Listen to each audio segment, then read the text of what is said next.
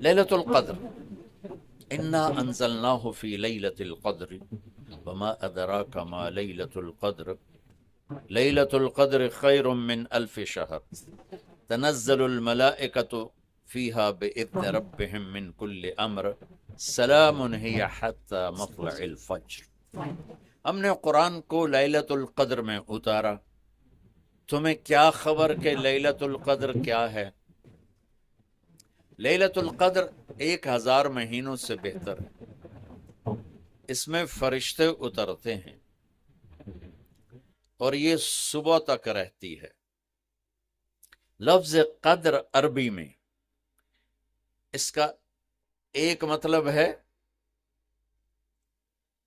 قیمت، سبحان اللہ۔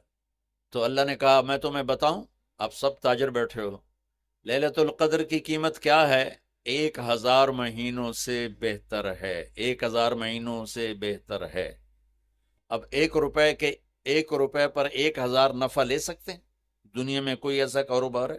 جو ہیروئن بیچتے ہیں وہ بھی نہیں لے سکتے۔ اور میرا اللہ کہہ رہا ہے 1 رات 1000 مہینے، یعنی کوئی 82-83 سال۔ یہ تو آ گیا پہلا قدر۔ دوسرا اس کا مطلب ہے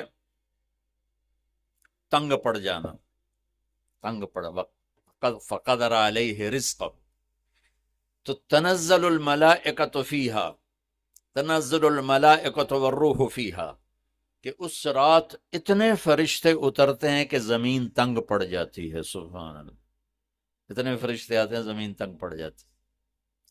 تیسرا مطلب ہے قدر،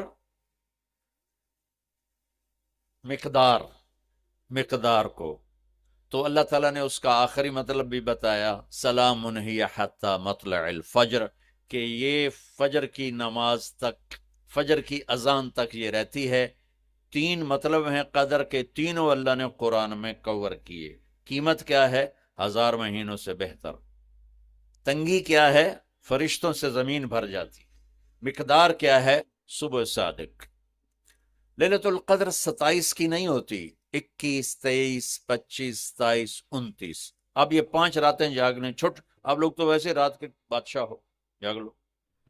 تو لیلۃ القدر مسجد میں نہ گزارو، گھر میں گزارو۔ یہ مسجدوں میں اشتہار لگ جاتے ہیں، فلاں کے ساتھ شب قدر گزاریں، فلاں حضرت کے ساتھ شب قدر گزاریں، پھر ادھر کوئی صلاۃ تسبیح پڑھ رہا ہے باجماعت، عورتیں صلاۃ تسبیح کی جماعت کرا رہی ہیں، اور پتہ نہیں اور کتنی عجیب و غریب قسم کی عبادات شروع ہو جاتی۔ یہ نفلی عبادت ہے، میرے نبی گھر میں پڑھتے تھے۔ آپ نے اشراق کے سوا ہر نفل گھر پڑھا، ہر سنت گھر میں پڑھی، تو آپ لیلۃ القدر کو یہ مستورات بھی آپ بھی اکٹھے ہو کے نہیں منانا، الگ الگ مصلے بچھا کر اپنے اللہ سے رونا دھونا کرو، اپنے اللہ کو منانا کرو، میں بھی کروں، آپ بھی کریں۔ نوافل کی، جیسے ابھی شب برات گزری تو اشتہار تھے، میں جا رہا تھا ادھر غلام آباد میں، ایک جنازہ ہو گیا تھا، تو اشتہار فلاں حضرت کے ساتھ شب برات گزاریں، فلاں مسجد میں شب برات گزاریں، فلاں جگہ شب برات گزاریں۔ بھائی وہ گھر میں منانے کی ہے، مسجد میں نہیں۔ میرے نبی نے نفلوں کو تنہائی میں ادا کیا، فرض کو مجمع میں ادا کیا۔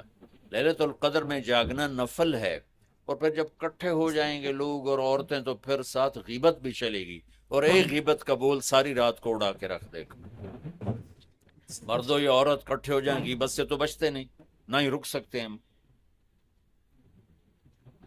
سندھ سے ہم بائی روڈ آ رہے تھے، کراچی سے بائی روڈ جماعت تھی، تو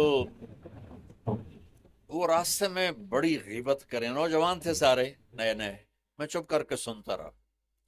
جب کوئی 2 دن گزر گئے نا، تو ہمارے پاس بڑی وین تھی، میں نے کہا بچوں ایک نصیحت کرتا ہوں، غیبت نہ کیا کرو، مذاق کرو، ہنسا کرو، کھیڑا کرو، غیبت نہ کرو۔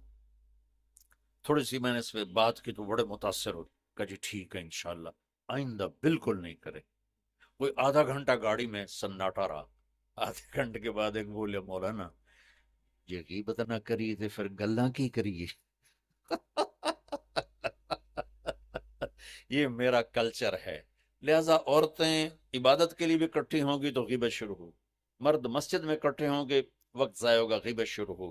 میرے بھائی بہنوں، ہر نفل کو گھر میں گزار، اپنے گھر کو بابرکت بناؤ، اپنے گھروں میں نفل پڑھو، تلاوت کرو، ذکر کرو. صرف اشراق کے نفل میرے نبی مسجد میں پڑھتے تھے 2 رکعت، باقی ہر نفل آپ نے مسجد میں ادا کی. تو یہ چند چیزیں رمضان کے متعلق میں نے عرض کی ہیں. اب ایک بڑی اہم بات میں آپ کے سامنے عرض کرنا چاہتا ہوں.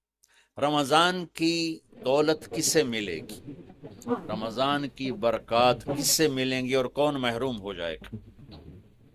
آپ نے فرمایا 4 آدمی ایسے ہیں جن کی رمضان اور شب قدر میں بھی بخشش نہیں ہوتی، بس اس سے ہم اپنے آپ کو بچائیں. کون ہے یا رسول اللہ؟ آپ نے کہا مدمن خمرن، شراب کا عادی. کبھی کوئی پی لے توبہ کر لے، میں اس کی اجازت نہیں دے رہا ہوں. مدمن کا لفظ ہے جو روزانہ شراب پیتا ہے، اس کی رمضان میں بخشش نہیں. حق لوالدیہ، جو ماں باپ کا نافرمان ہے، اس کی بخشش نہیں. قاطع الرحم، رشتہ داروں سے لڑنے والا، اس کی بخشش نہیں. المشاحن، دل میں بغض رکھنے والا، اس کی بخشش نہیں.